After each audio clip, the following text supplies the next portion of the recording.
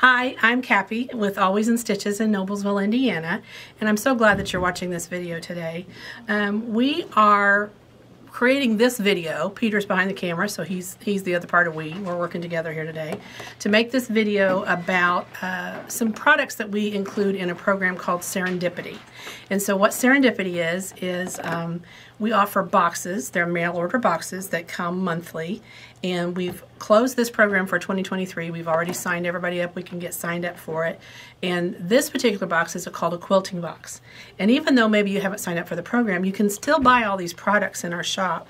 So this is an opportunity for you to see what's in one of those boxes and also to learn how to make a pattern. So I'm going to show you today how to make a Moda pattern. It's called Little Break. It's by Bridget Highland. I hope I'm saying her name right. And this is just a really quick, easy project to make with a charm set. And so the people who are signed up for Serendipity receive this, and I've referred them to this video so that they have some step-by-step how to make things. So I have in my quilt box, first of all, this little tub. I love these tubs that we have, that we ship our kits in and we make them, but they're great for holding quilt squares and quilt blocks. Is included in this little group as a charm pack. So these are 2.5-inch charms, and the Moda company makes them. I don't know that there's any other company that makes these little charms, but they are just ideal for small projects. And this particular pattern uses an entire charm pack. So you get 42 or 40 squares sometimes, depending on the number in the line, in these little charm squares. So we're going to use that charm square today to create this fun little break. And I think you could use it as a little mug rug. You could use it as a table topper. There's lots of opportunities to create this into being something fun. I have one kind of partially done so you can get an idea what you're going to have, but that's what I did with my charm pack. I haven't put the binding and stuff in because I'm going to teach you that. That's what I'm going to show you, is how to put the binding on, how to measure these squares, and kind of the point of this particular package is to get you some of your basic quilting information so you can start quilting. This is the first in our quilting series. Those who signed up for Serendipity will get 3 boxes in the 2023 year. This one just starts them off, and it has some basic quilting tools. So one of the things that's included in the tub that they received is a ruler. And this is called a quick trim ruler. I'm going to show you mine because mine still has the numbers on it, even though I've used it a lot. This is a quick trim ruler. It's 3.5 inches by 12.5 inches. This is the holy grail, I want to say, almost. I use this ruler all the time. It's perfectly sized for just every little thing I want to do that has to do with trimming and cutting squares. It has to do with cutting 45-degree angles. I can cut little chunks with it when I just have a little piece of fabric, and this is included in that set that they're getting because it's just the right size for a lot of projects. One of the reasons we gave you this charm pack to start with is I want you to learn how to be sure you are sewing an accurate 1/4 inch seam. So these charm squares are cut at exactly 2.5 inches. When you sew them together, then I can get an exact measurement if my 1/4 inch seam is correct when they're sewn together, if my project measures the right size. And that's what this ruler is going to do for me. So let me show you first about laying out these charm squares. So Peter, if you can come over here, I'm going to show you real quick the pattern. And this is a free pattern, so I can show it to you, and it's not a problem because it's available on the website. I would direct you to it. The way this pattern works is it has you lay out these charm squares in 4 rows of 5. So when you look at a charm pack, when it comes apart, they normally have your colors sorted. So like all my lights are together. These blues are kind of what would be considered a medium, and then these with the darker background are my darks. So I have my lights, my mediums, and my darks. And I can naturally take this charm pack and have my color sorted, which is kind of helpful if you're wanting to work. Now there's not a big contrast in these like there could be in some lights, mediums, and darks, but when you get a bundle like this, it's usually a little bit from all the line. This is a Starlight Gatherings from Primitive Gatherings charm set, and typically they have 1 or 2, depending on how many fabrics are in the line, of every piece of fabric from the line. She tends to do pretty big lines, so to have 42 different pieces would be unusual. But chances are pretty good I'm going to have a duplicate in here of some of these, because to get 42 squares you have to cut more than one out of the same fabric. But my point is, if you want to make this have a pattern, for instance, on this side when I finished it, see I alternated lights and darks. So you have a dark with a light, a medium with a light, a dark. These are mediums, that's a dark. So I alternated my colors. There's nothing wrong with doing this randomly. Just picking a square and throwing it together. But because, you know, we're quilters, we like things to kind of have a pattern. And so when I picked them, I would pick a medium, a light, and a dark, and another light. And I can get them to come apart. There we go. See, that was just cream. There's not even a print on it.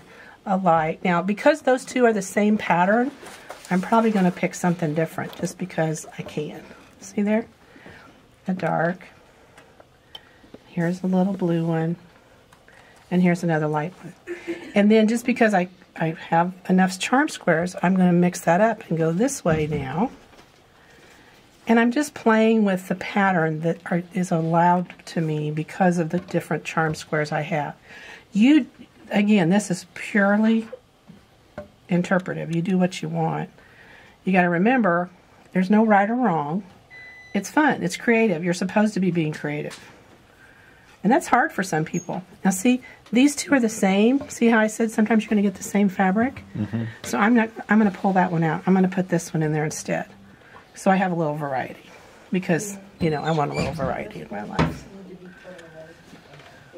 Now, Peter, would you have to put these in order, or would you want them all different? I'd have to just open it up. I'd have to look at the shades, look at the prints, and then I have to go off a feel. Yeah. Like what I felt like should be next to one another. And then I'd have to go off of how it looked once it was all done. Yeah, now see, these two bug me because they're the same pattern. So I'm not going to put those right beside each other. But there is so much fun, and just like, the reason why I use this as a tool. If I want to invest in the line to do a quilt, I will get one of these little packs first, and I'll do what you're doing and play with the colors to see how I like how they go together. Oh, good idea. And then if I'm still satisfied when I get done, then I know, like, hey, I want to invest my money into getting enough yardage to do a big quilt. Yeah, and that's a great idea. I hadn't thought about that, but that's a really good idea, because these charm packs I think are around $5 or so. They're not very expensive. But what a fun way to play with the fabric and go, yeah, I think this is a great line. Now, I will tell you, in our shop, don't wait very long. Because bada bing, it's gone quickly. I mean, it just doesn't take long. Okay, so I have my 4 rows of 5. 1, 2, 3, 4, 5. 1, 2, 3, 4. And I'm content with that. I mean, that's, you know, that makes me happy. I like that. We're going to turn around and do the same thing for the back side of the pattern. If you'll notice on my sample here, at the back and the front. Oh. So they're the same. This one I didn't have as many lights, so I just kind of made a pattern in the center. Again, it's not a right or wrong. I could even use like this charm squares on one and just put a solid on the back, or just a piece of the fabric. If somebody wanted to do, say this is your front, and somebody wanted to do just all the leftover lights, if they had enough, they could. Or if they wanted to do a dark version, they could. Yeah, now it does take all 40 squares to do this. So, okay, you'll have a couple. You're gonna have a couple left, and I did a little trick. I'll show you what I did with those, but shh, don't anticipate. Let's not talk about that yet. Okay, so when I'm getting ready to sew, one of the things that I think challenges everybody is finding that 1/4 inch. So there is a sweet spot on your sewing machine that is the perfect 1/4 inch. And it has to do with how you push your fabric or how you slide your fabric through your machine. This machine has, and this is the machine I use at home, it has this foot that I know, because I've sewn with it so many times, I know that from this edge right here to the center of that needle is a 1/4 inch. I know in my knowing, because I know. But this tool, and this is one of the things that came in their kit, came with this, and I love this tape. This is a seam tape. It's 1/4 inch seam tape is what it's called. It comes in a little package like this. There she is. Diagonal seam tape by Cluck Cluck Sew. Love this tape. One of the ladies who works for Moda, her name's Tammy Vonderschmidt. She used to be here in Indiana. She lives in Dallas now. But she gave me a piece of this, and I thought, what in the world do I need this for? Because I know from there to there is a 1/4 inch. Nobody cares. Once I know in my knowing, I don't think I needed to know anymore. Well, was I ever wrong? Once I know in my knowing. I was ever wrong. So here's how you're going to put this on your sewing machine. I don't care what foot you have. I don't care how much you love that foot, how well it works. Here's what you're going to do. You're going to take this ruler, and you're going to take your needle, and you're going to put it down. See where I put that needle down? So that's right where my center is. You see where it's at? Okay. And I'm going to lay this ruler right on that so I can make sure when I put this tape on there, I get it in the right spot. Now, you have to get a nice square edge. You get it square with the moved away from the work. Yeah, it moved away. But see how that lines up? And I know I'm kind of touching my needle, not pushing it. See when I push it, it pushes the needle. I don't want to do that. I want to just lay that right on there. And I might even take painter tape and just tape that in place so that I know I have it in the right spot. But for these purposes here. And then I'm going to take this. Now there's 3 lines on here. There's the outside. Think of it like a car line. So this is the shoulder over here. That's the center line, and that's the other shoulder. But between this line and that line is exactly a 1/4 inch. Oh, that's just a little chunk on there. Perfect. So this little piece of tape comes off. Now, you don't want to put this all the way up to the needle because your feed dogs are there. It's going to get trapped on your feed dogs, and that's not good. So what I have to do then is put this right on that exact line, and what I typically do is just slide it underneath right there. Slide it back just a little bit. So I'm still good there. See here? And now I'm going to take that and I'm going to lay that right on that edge. See, another purpose for that. So see, my needle now is directly in line with that red line. Now, sometimes you've got an extension of some kind here. Normally there's a table that goes in here. With this machine, I'm not showing that to you, but you can bring this tape out as far as you want.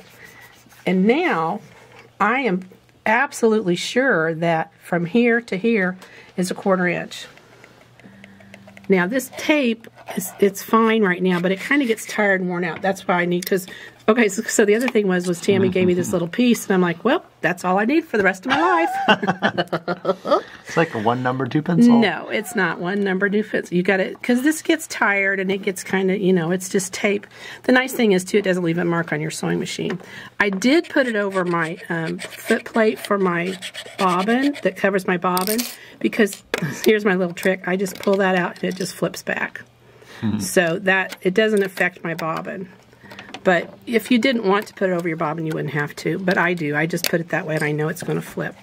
But there you go. So now I have this nice 1/4 inch mark, and I can tell you there's going to be lots of times going forward in this Serendipity series I'm going to show you how to use this. This is wonderful for 1/4 inch half square triangles, because I can put my point over here and sew, and then I don't have to mark that line across the middle. I can just put the point here and sew, and put the point there and sew. We'll do half square triangles later. I'm not going to do one right now, but just there's so many uses for this. So I'm going to pull my needle back up. Now where to put my foot? There it is. Okay, put my foot back on. Now you're going to see what I told you is true.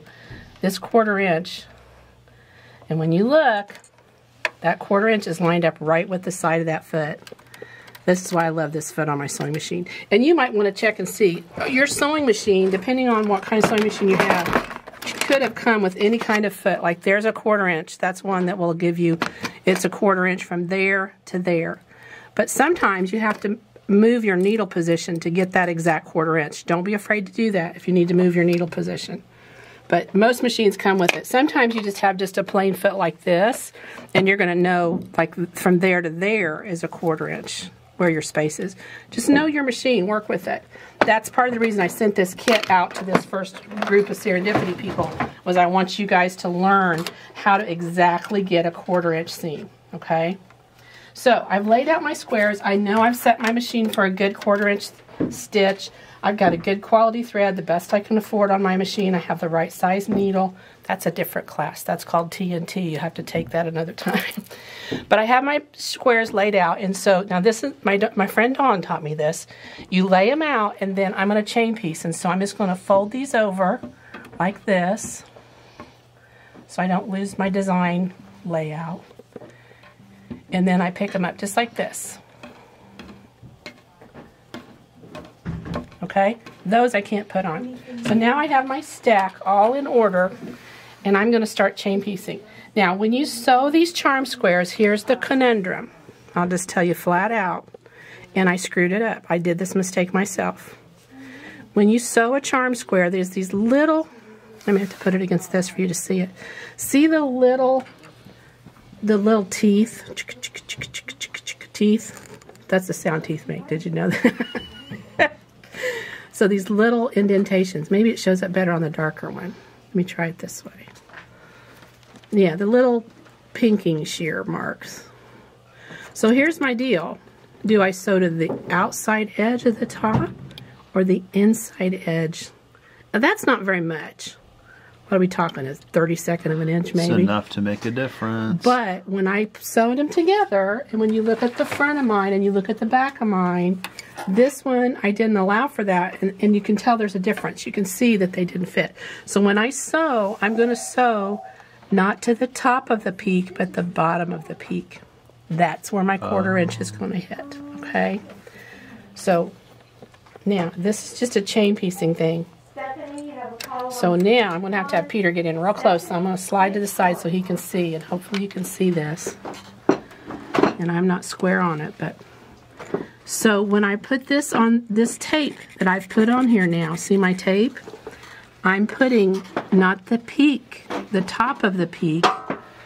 What am I caught on? You're caught on a chair. There, now you're good. Okay. Gotcha. There we go. So when I'm sewing, first of all, I'm looking up here, and I have the top of the peak is hanging out over the edge of my foot, because I know the edge of my foot is my 1/4 inch, and the top of that peak is hanging out.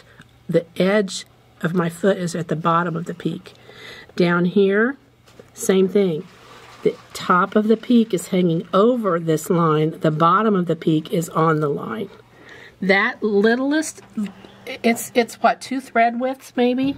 Maybe 3 thread widths at the most is what's going to make it accurate, and that's what we want to do. Okay, so I set my stitching at 1.8-ish, because I like these tight, because they're little small pieces. I don't have to pin these, I just have to sew them. I do set the stitch so that it locks at the beginning and the end, because I have that opportunity with this machine. So she's going to automatically lock it for me. And now I'm going to stop, and I'm just going to put my next one in. So here we go. Now I'm going to chain piece this. And if you haven't done chain piecing is great because you can just do a lot of them together. And I'm just making sure we're laying right on top of each other. You can do a lot of pieces, and you can do a lot of them fast.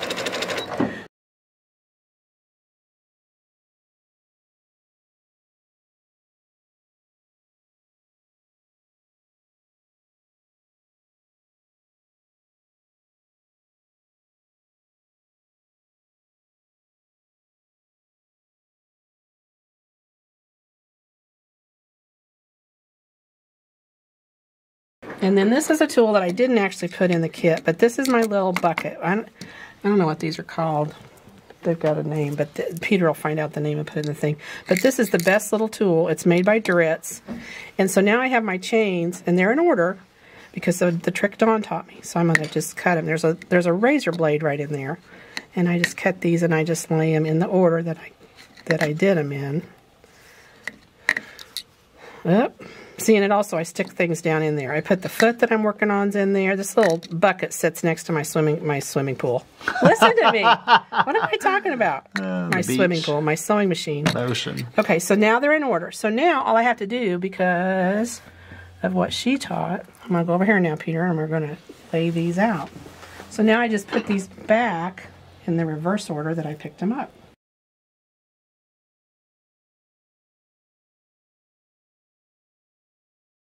So now I'm going to pick up the next set. So I'm going to pick up this one, this one, this one, and this one. Okay? And I just put them in that same order. And now we're going to continue sewing them together. And this time I'm going to match them again. Now I can't lay them right on top of each other like I did, but I'm going to make sure the top and the bottom edges all match. I'm going to go back in.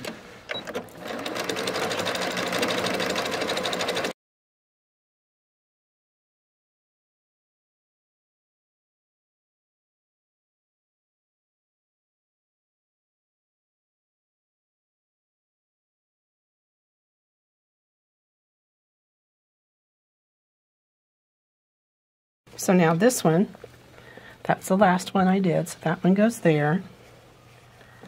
This one goes here. This one goes there. And that one goes there. Okay? Okay, now we're ready to cut our binding for this little project.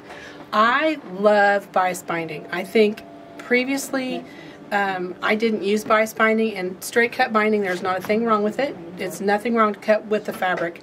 What drives me to cut bias binding is that it gives, the way the binding works is it has a stretch to it.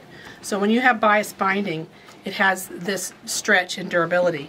And when you fold it over, now you have threads going this way, and it makes it super, super durable. So bias binding, whenever possible, is a good choice. Sometimes, because of the decorative element of a particular fabric, I may not want to cut it bias. If I wanted to have these stripes, for instance, if I wanted this to be bias binding, and I wanted those stripes to be going this way, I might have to cut directionally on the fabric to get what I want. Conversely, though, if I cut that at a bias this way, I'm going to get my bias is going to be angled. So consider the fabric, how you want the design to look, if you feel like you need to cut bias binding. But the other reason I didn't like to cut bias binding is it was so complicated. They had this thing where you had to cut two triangles in half, take a square, cut the triangles in half, sew the triangles back together, then put lines on it and all this kind of stuff. I'm not that smart. It's just too much for me. I couldn't figure it out. So I found a video on YouTube somewhere, because you know everything everyone knows on Google or YouTube, and I saw this lady do it, and I was like, okay, I can make that work. Well then, because you know how we are, everything we see we want to do better. And for me, most of the time when I'm making little projects like this, a fat quarter gives me enough bias binding. And you'll get a lot of bias binding out of a fat quarter, believe it or not. But a fat quarter is almost square. Usually it's 18 by 22, depending on the store you purchase it from. But a good portion of that is salvage. You're going to have to cut that off anyway. So that's why I like to work with fat quarters. The particular kit that the people got with this Serendipity box included a fat quarter. So, and it coordinates with the charm squares that they received. So, no, the mini charms they received. So what I'm going to do is I'm going to lay this out flat. Now I typically would have pressed this, and I should have done that. I didn't press it before because it was all folded. But this would be nice and neatly and pressed and flat. So just imagine I pressed it. And then I'm going to take this corner and I'm going to go up this way. Okay? Just like that. I'm flattening this as much as I can. Now I have this extra piece over here, and I'm going to cut that off just because I don't want to confuse myself with it. See how I flip that over? And I'm just going to put that salvage edge right there, and I'm going to cut that little piece off. That we'll use for something else another day. So now I'm going to lay this back down. So now I have an actual true square. Okay? So through the magic of television, this piece is now pressed. This piece was actually part of the fat quarter. I folded this up and then I cut off this extra hanging off piece. For a fat quarter, I just have this little piece. I want you to remember where this fold is. This is my bias right here. That's the trick to getting this to come out right. That's my bias. So I went point to point. I'm going to turn, and I'm going to go point to point. Here's my fold. I haven't lost my fold. That's my fold. And then, because I want to continue to use this ruler, and that's a little bit longer, I keep that fold nice and smooth, and I fold it back like this. So now I'm cutting through several layers, but if I have a good sharp blade, it's going to be fine. Okay? Now, I'm right-handed, so I got to turn it this way. I want 2.5 inch wide binding. You can cut 2 1/4. For this project, 2 1/4 would probably be a better choice because it's so thin and small. But typically I cut 2.5. So I'm back to this ruler again. I love this because it automatically shows me exactly where 2.5 is at. See right there? 2.5. Now, my first piece, because it's on a fold, I'm going to cut half of that, which is 1 1/4. I'm going to go this way because 1 1/4 is easier to find. So that's 1. Oops, my fabric's shifting. There you go. See, this is another thing. If you go to a little quilt retreat, this is a nice little space. You got enough room, you can still do this with this little ruler. So 1 1/4 gives me a 2.5 inch piece because that's on the fold. There you go. And there's my first piece of bias binding. Okay, and then from there on, I'm going to cut 2.5. 2.5. See how it shows me 2.5 right there? And then that white line goes all the way up. Now I could just trim off just a little bit if I want to continue to cut 2.5. But with this particular project, I can cut those pieces right there, and I've got enough to go all the way around it. That's all it takes, is just those 2 cuts out of a fat quarter. And I have enough to go all the way around this project that we're working on.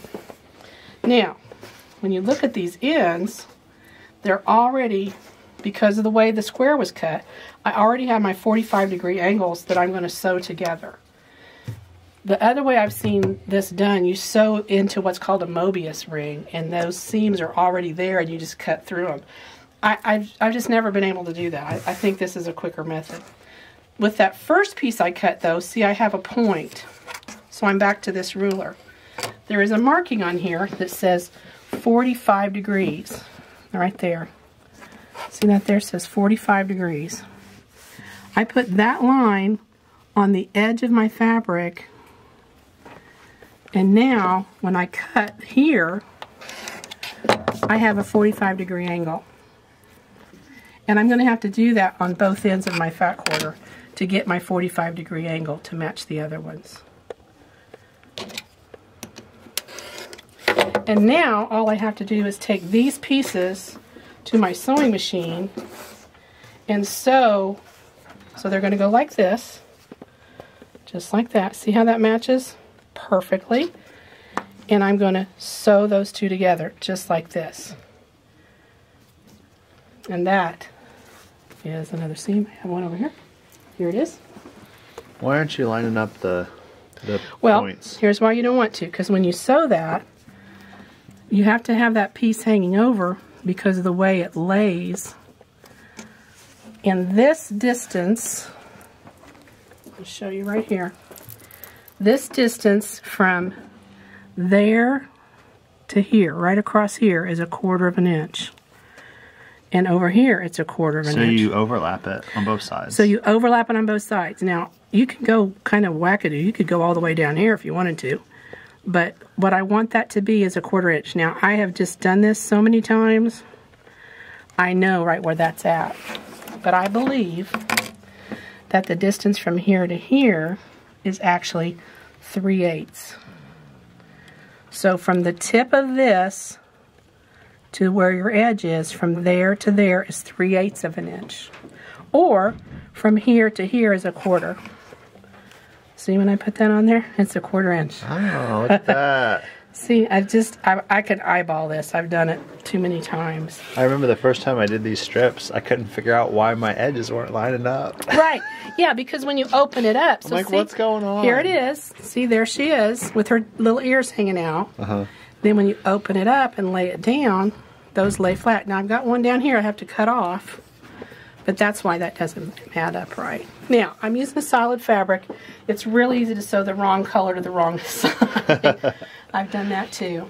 But I'm just going to sew these pieces together, and again, same thing. Just going to put this piece to this, just like, whoops, like this, like that, and I'm going to sew that piece to that piece. And then that gives me my continuous bias binding.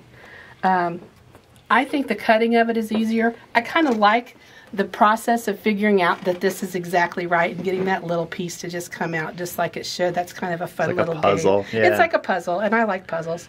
So that gives me that piece. And everybody's then, I can make continuous binding.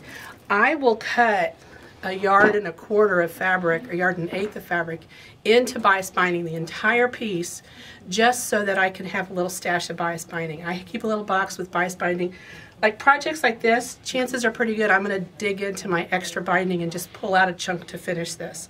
I make a lot of bags and things, and I find that I always am needing little pieces of bias binding. The other thing is these little triangles that are left when you're cut, these make great quilt corners. So I can take all my triangles that are left when I cut my bias binding and use these to make quilts. So you're not wasting a stitch of fabric when you do it this way. So that's how I make my bias binding. I'm not going to show you how to sew that seam. I think we've exhausted that opportunity. Then the next part I want to show you is how to put this binding onto your project. So I like to sew the binding on the back side of my fabric and fold it over. And here's why. Because I do machine binding. I don't hand piece my binding. I don't hand stitch it down. So that means I sew my binding on the back of my fabric, and I'm going to roll it to the front, and then I'm going to machine stitch it down. And I'll show you that process here in a minute. If you're hand stitching, you're going to do the opposite, and this is going to be the top of your project, and you're going to sew it down, and then you're going to roll it and hand stitch it on the back. Okay? If you're entering quilting contests, if you just like to hand piece and hand stitch, that's fine. There's nothing wrong with that. I just am a lazy person, and I don't like to hand stitch my bindings. So when I put a binding on any project, I have these seams now that I've created because of when I sewed my bindings together. There's a seam there now. Okay, I have a seam that I have to deal with. Now you're going to fold this in half and press it. I didn't show you that part. You got to do the folding and pressing part. Here we go. I have a little tool for that. But you're going to fold this in half and press that. That's the other thing when you do your binding, is that goes. And this is called a sasher, and I love these little products. We have these for sale in a kit of like 4. And you pull this through here, because it's 2.5 and this is to make a 1 1/4. And I pull that through there. And then this, I make sure she's lined up right. And I can just run my iron. That's started right. There we go. Put pin in this, and then I can take this, and I can just run this along there. It works better when you got a bigger ironing board. But see how that just folds out right in half? And I get my seam, and I can do this the whole length of that piece, and it takes about half the time, and I don't burn my fingers. So I love that for folding my binding in half. Alright, that gives me my binding folded in half. So, that's how you fold that. You may have to go back and edit that around the other way. So when I put my binding then on my project, I make sure that these seams, see that's one of the seams right there, and it's very well hidden in that dark fabric. But that's one of the seams where I sewed it together. I make sure that lands in the middle and not on the corners. I do not want that seam hitting one of my corners where I'm going to turn, because that gets really messy. So I take my binder clips and I clip my binding all the way around, when I come to the edges, the corners, I come up like this, and I lay it flat like that, okay? And then I turn the corner like that. So I have a 45-degree angle. See how that's perfectly angled? And I clip that. And then I'm going to come down here to the next corner. Again, this seam, now here's what I did with those extra pieces. I made a little loop. So I sewed them together and made a loop because I had 2 extra pieces left. And I come down here and I lay nice and flat. I fold that back so it's even with this side, and then I fold this so it's even with that side. Okay, and I'm going to clip that too. So when I go to my sewing machine, I have these pieces already marked so I know where to begin and end. So let's go I want to show you how I turn these corners so that when I flip it, it's going to be okay. So when you look at where I'm sewing, I'm not on, I'm just inside the edge of my fabric. I'm going to slow way down. See if we can get in and watch this. So on my presser foot, there's a line right here. That line is a 1/4 inch in front of my stitching. That line is right on the stitching, and then there's another line back here that's a 1/4 inch behind the needle. That's how I know where to stop and start, that 1/4 inch space right there. So I'm going to open this piece up, and I'm going to slow it way down so you can see. Make sure this piece lays right. There we go. Okay, there's my edge of my fabric right there. I want to be sure I stop sewing right on that edge. So I'm right there. See, that's the edge of the fabric, that's right there. So I've stopped a 1/4 inch from the edge. And then I bring this back. I'm lining this edge up with that. See how that runs right beside each other?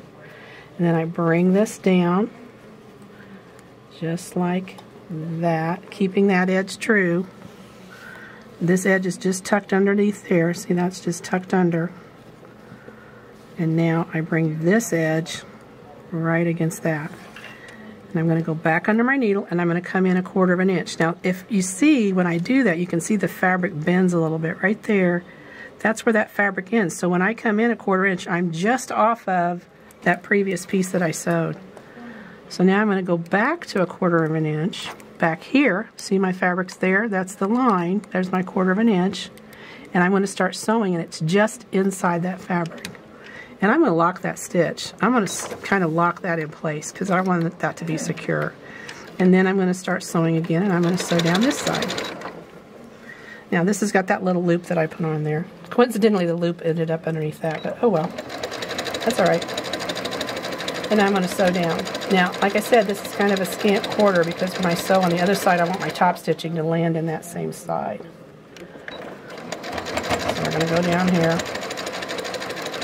And see here, this stylus, you know, it's just become another hand almost. I don't even realize I use it. It's so funny. Okay, and I'm going to stop. So here's my 1/4 inch right here. That's where I want to stop. That one I might go a little short.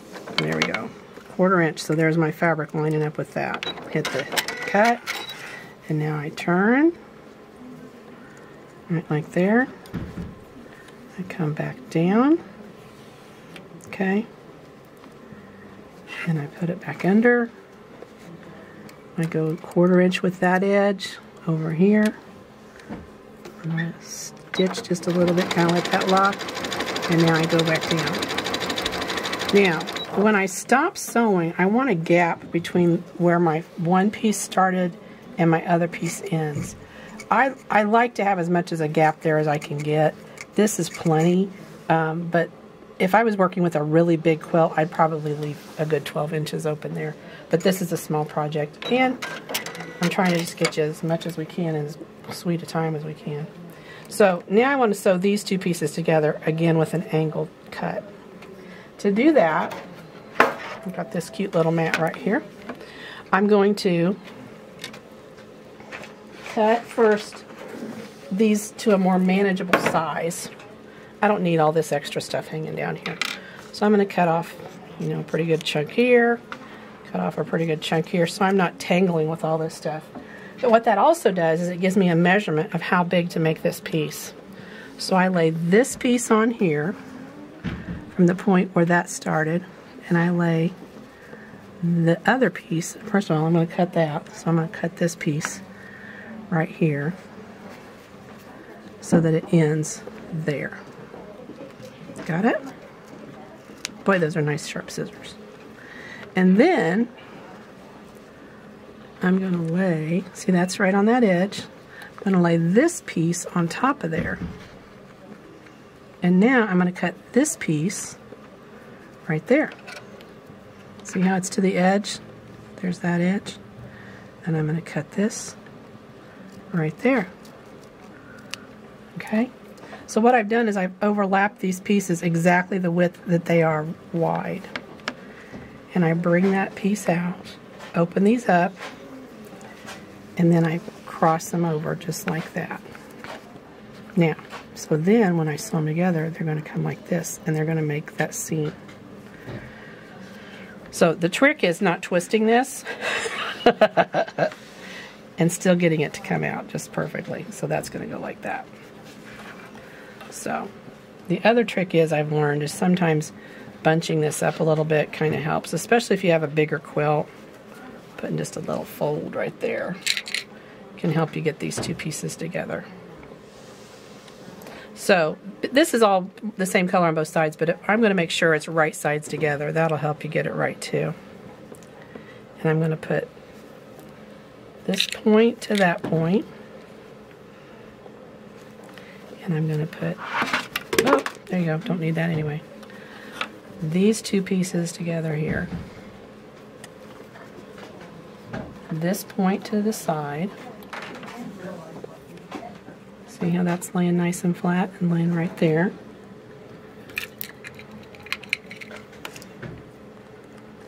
And this piece to this side.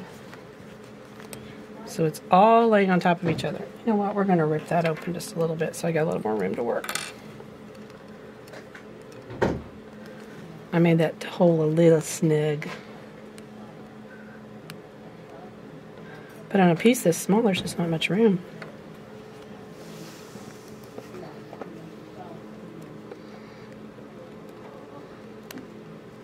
See, there's a seam ripper too. Okay, there we go. Now I got a little more room to work here. And then this piece lays flat on top of that piece. So basically you're doing a miter without having the pre-angles there. Put that piece down here. Like that. And this piece to come all the way up here. Like that.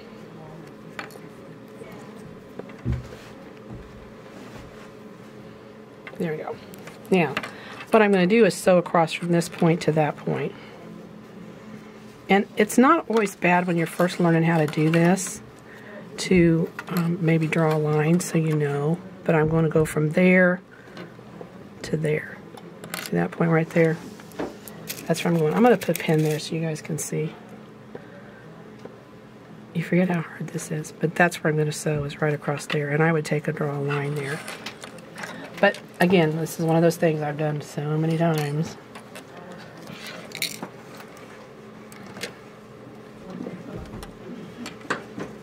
Get that flat.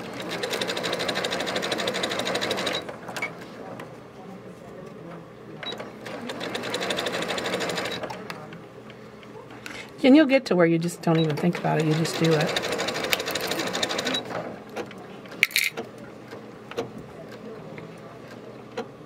When I hit that button on my machine, it automatically cuts.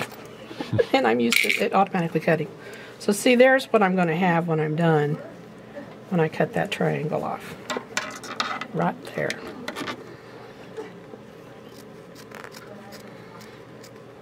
There you go. And then we're ready to sew that down. Now I'm going to press that to one side. Actually, I'm going to press that open.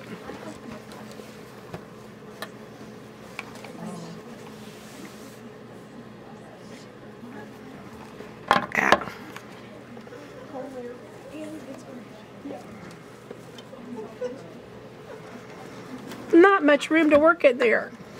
All right. All right, let's finish sewing this down where my seam crossed. That's the edges that stick. That's my triangles that I had before. All right, here we go. So there's your binding on. As I said, I've sewn mine to the back because I'm going to roll it over and I'm going to sew it down on the front. But if you were doing it by hand, you probably are going to sew it to the front and roll it over to the back. Now, when I get ready to turn these, before that miter can be done, I have to cut this corner off. So where those 1/4 inches are, see where those 2 quarters came together and there's a little knot right there? I'm going to cut that right off. Cut all that excess fabric out of there. That's going to give me a better miter. I leave the binding. The binding doesn't go into that, but the fabric does.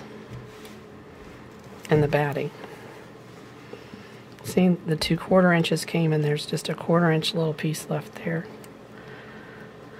And I'm going to cut that off on all my quarters so that they're square. And then I will take and I will fold these over. Now, I typically go into this like that because that flattens out the back side. And then I want to think about the fact that when I'm sewing, I'm going to come down this way. So I don't want to put the miter going like that because then my foot goes into the miter. So I want to put the miter like that. So I go over the miter. It makes the miter nicer. So I press this away from the quilt so you get a nice flat there and go into that point. And I'm going to do this on all 4 corners. So I'm going to put up this side first.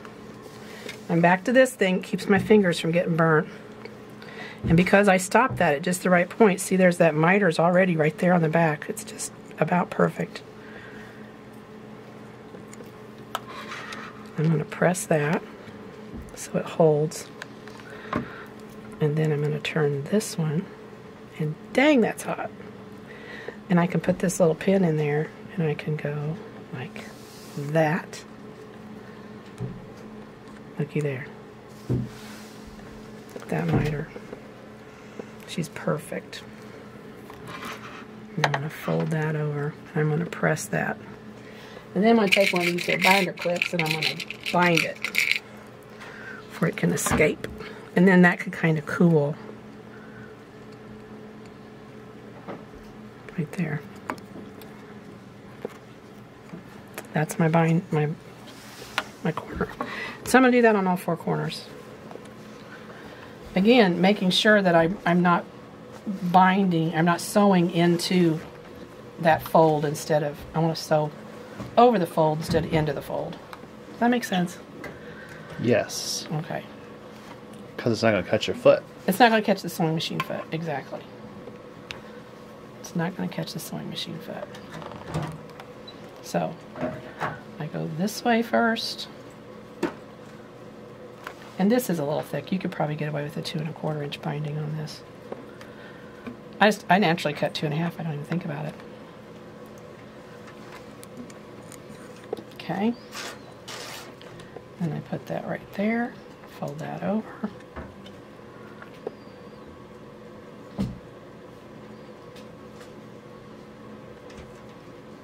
There she goes. There's just that sweet spot, man. Right there. And I put a bite clip on it. Okay.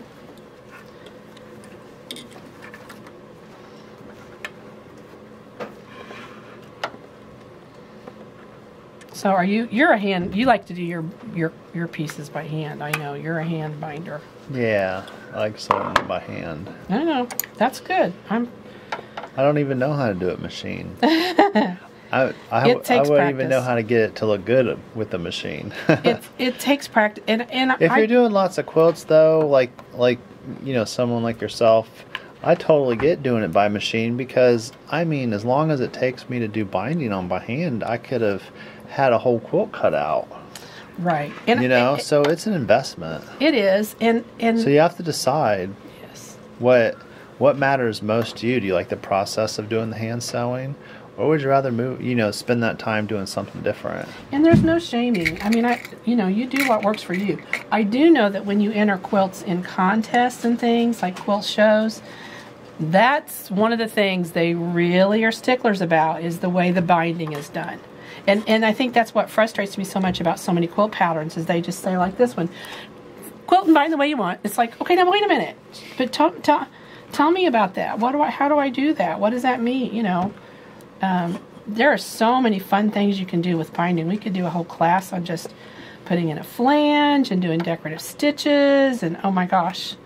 I want to do prairie points. I still haven't done that. That's on my bucket list. You can put my quilter's bucket list. Prairie points down in the edge of it, and oh my gosh, sky's the limit. And I think you know what it is we work so long to get the quilt done that by the time you get to the binding, it's like, just get it bound and get it done, you know. I think you're right. I just want to be done, you know, and we forget that, okay, that's like the icing on the cake, and sometimes that can be the one piece that it's like, okay, that really sets it off. It's what makes a showpiece. And a little thing like this, you know, I'm going to take the time. So what I've done is I've taken... Well, the funny thing is, in a quilt show, they'll judge your corners, your miters. They want those miters to be... And I can get a good miter on a sewing machine, you know, because I've played with it enough. But, you know, it's even harder, I think, to... Okay. So now, as you can see, each of these corners have been pressed nice and flat. I've got them with a clip so that I know when I get around there and sew that, it's going to come out right on the money. Now, I sewed that on a scant 1/4 inch. So, S-O, not S-E-W. So, when I sew this down, I'm going to go to a 3.0 stitch, because this is like top stitching.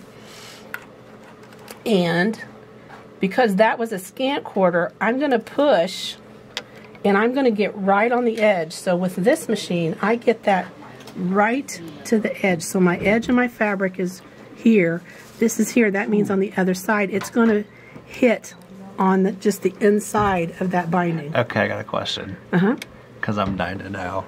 Because you have this fancy machine at home, and it's got all those fancy stitches. I know. Oh my gosh. Okay, so Cappy, have you ever decorative stitched on the binding? Okay, I have. I was just curious. Now here's the problem. I can't remember if I've seen any of your quilts that had it or not. I've done it. I don't know that I still have any of them here.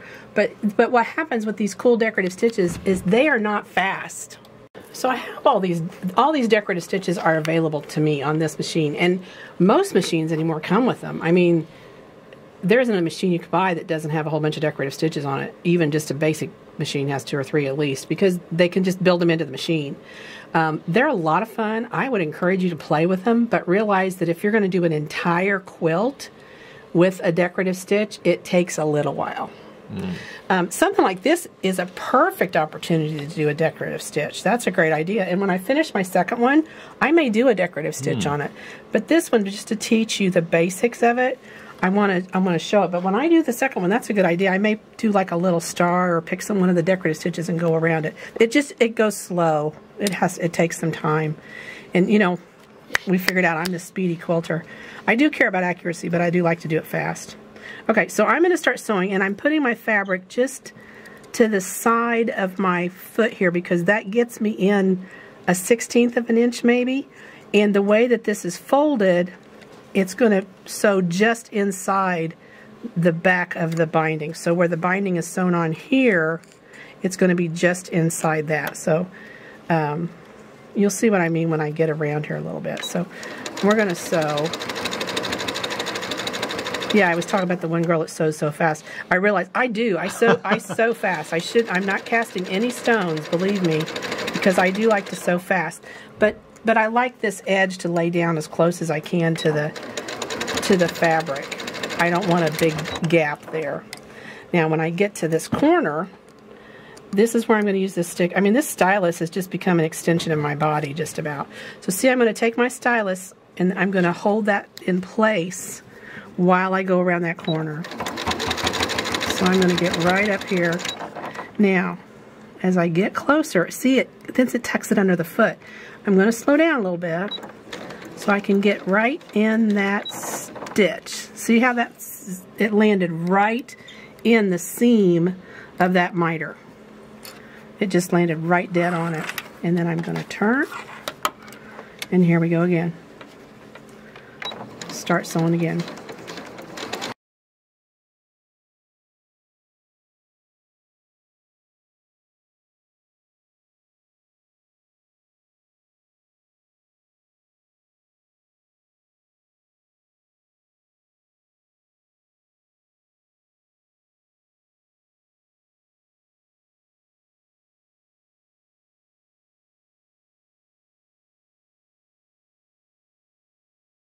See how that just turns? Oh, I love this. It's a dream.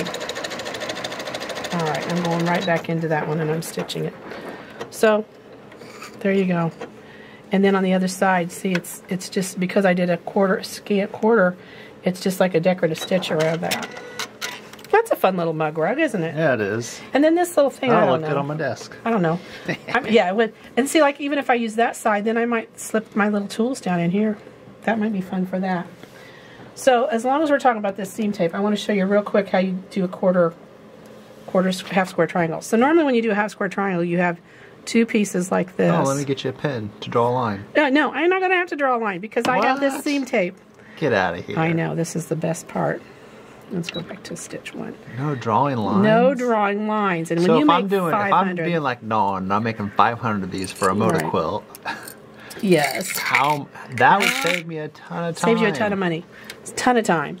So here's what I'm going to do. I'm going to put this point on this line and this point on this line. Okay? Now I know, again, because I know my machine, this side of the foot lines up with that point. So I'm just going to put that right under the edge. Nice. Put this on that point right there. Nice. I'm going to start sewing. Leaving that on that all the way up. Okay, I'm going to cut that. So that's the half of my half square triangle. And then I'm going to turn around and I'm going to do the same thing again. I'm going to put this on here and this point on there. Okay. And now that gives me a 1/4 inch from here to here again. So just imagine there would have been a line here. And there's a 1/4 inch over. Get up in it.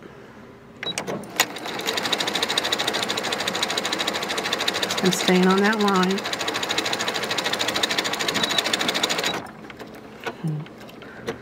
And now,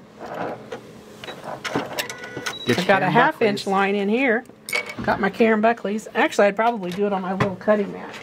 Little cutting mat? My little cutting mat, which is right here. Can you pick her up? Underneath the sewing table. Because I flipped it over. Oh, my chair is cutting hot on everything. I'm just making a We gotta get rid of this rug. I know, this rug in here is nothing but trouble. This rug is dumb. Then I just take and I cut on that line. Right there. And there's my 1/4 inch. And now I have 2 half square triangles. What? What? Look at there. Oh, he's cute. Isn't that cute? I don't know what I'm going to do with those. There you go. So there you go. That's why this works for half square triangles. So there you have it, folks. Here's your project. Isn't it fun? You love it. I do too. This is going to be great in my house. I'm gonna make the second one and do decorative stitches. You challenged me now. I think I might have to do decorative stitches. Yeah, somebody's got to call you out on that. Somebody is. So we'll see. I'm going to challenge you to use all your creativity. I'm talking different color thread, maybe a variegated, do some decorative stitch quilting, do a decorative stitch binding. I gotta do the back side, so when I quilt it, you know, we'll bling this one out and we'll post a picture of it. Yeah, so we'll you have to bling it. We'll bling it out. Sew some buttons on there. Oh yeah, it would be cute. And that's a real good trick for if your seams don't match perfectly. Sew a button Just there. put buttons every point. That's Nobody awesome. will see them. Nobody cares. But this is kind of a fun little, you know, I can see using this for a hot pad, a candle mat, maybe setting it under like a makeup tray if you've got a little place you put your makeup on so it can catch the dust or dirt. You could even put like Insulbrite in this, and it would be a hot pad. This would be a great size hot pad. Oh, it would. It's big enough to, pick things up. But I would put some Insulbrite in it. It's really not thick enough the way it's made. The other thing, of course, because of me, I'm always making bags. I'm going to be folding this in half, putting a zipper in it, and making a little zip bag out of it. So that may be what happens with this one. It may get into a zip bag. But I hope it's helped you understand the process of getting an accurate 1/4 inch, why these rulers are helpful for that, why you can use all these lines for the 45-inch angle, that this is a 1/4 or a half, so that when you want to find 2 1/4 inches, there's a line here that shows you exactly where that's at. If you want to find 5/8, it's easier to find it on a half, where a half line is solid and you go 1 over, or 3/8 where you go 1 under. So I love this little ruler for that reason. There's also some other projects we're going to show you later that you can put a pin in this and run it like this and make a circle, which is really kind of fun. So you can cut circles with this ruler too. Very versatile piece. I love my Karen Buckleys. If you don't have a pair of Karen Buckleys, get them. These would be a great Valentine's Day gift, truly. Lost the cover. We'll have to figure out what I did with the cover. I think I saw it on the floor at one point. Yeah, I think it probably dropped. Oh, yep, it is. I'm just like that. Eleanor Burns got nothing on me, man. I throw things everywhere. So nice little cover. These are perfect. I love these little scissors. By Annie Stylus. If you don't have one, you're going to wish you had one. I can't even tell you how many times I use this. It's great for a turning tool. This end you can use for pressing out seams. So these little half square triangles that I just made, I can lay that down and open that seam, and I can use this, and it's perfect. Like if you go to a retreat, I can just lay that down and push on this, and it does a nice finger press, kind of even better than I can do with my own. See how flat that gets it? Just by doing a finger press with the tip on the end. And then of course this seam tape, you're gonna love this stuff, and believe me, you need the whole roll because you put it on stuff all the times. So there you go. It's a fun project that you're going to get this month. I look forward to seeing you get them done and to hear from you. The charm squares are not all the same. And for those people who bought the Serendipity boxes, you found there were some other goodies in your box besides just the items that I've showed you today. Of course, the binder clips are the best. Wouldn't do anything without my binder clips. I think I have 100 of these, and there's still not enough. So, thanks for watching. I hope if you didn't get a Serendipity box, you're ready to kind of find out if you can order these things from us. We'd love to hook you up. Call our orders department at 317-776-4227. You can go to our website, www.alwaysinstitches1.com, and you can also email orders at alwaysinstitches1.com. Another way to get a hold of us. We want to help you get the products you need to make your quilting perfect, because perfect's great, done's better. So if you're not about perfect, that's okay too. But at least have the tools that will help you make that happen if you want to make it perfect. So thanks for watching. I hope you've had a fun day, and I hope you have a happy stitchy day, because that's what it's all about. See you next time.